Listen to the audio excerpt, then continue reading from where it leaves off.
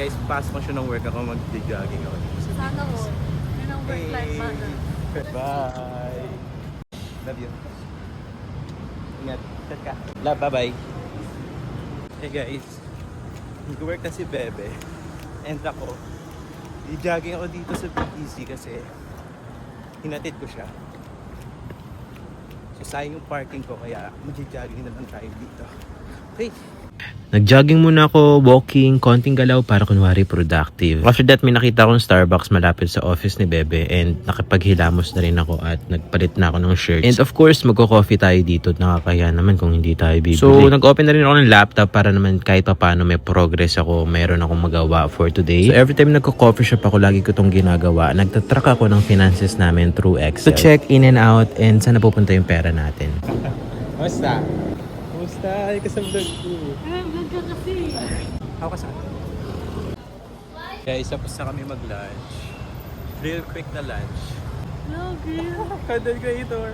Babay na. Kiss. Babay kiss. Anong kiss? Sampaling kita. Babay kiss. Guys, ayaw niya ako i-kiss. Kiss na kayo. Kiss pa ka. Kiss. Hindi. Dapat may kiss. Mamaya na sa bahay na. Kapit ka sa akin. Sige na. Bye-bye. Bye. Oh, yung ano mo. Guys, sarap ng hangin dito.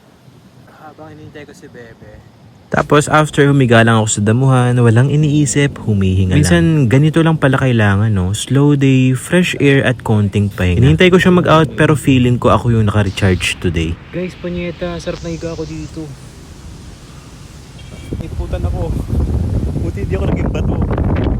Sarap-sarap na higa ako dito. Iiputin nga ako. Buti na lang maliit.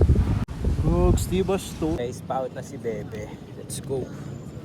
Tagal ko rin dito nag-stay ako. Ilang oras. Sunduin na natin siya. Uwi na kami. Di ba natapos kayo yung shift niya? Guys, doon kami nag-park. Doon. Sayang din kasi kung uuwi ako, sayang yung parking, pati yung gas. Ang mahal pa naman ang gas. Hi! Welcome back. No, ba't di mo ko pinapansin?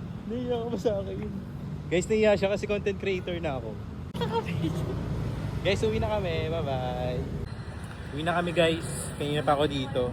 Parang nag-work din ako. My God. Pero sa totoo lang, hindi sayang ang oras pag sa tamang tao mo hinihintay. From hatid to pahinga real quick. And of course, slow days hit different. Ikaw, kailan ka nag-slow down?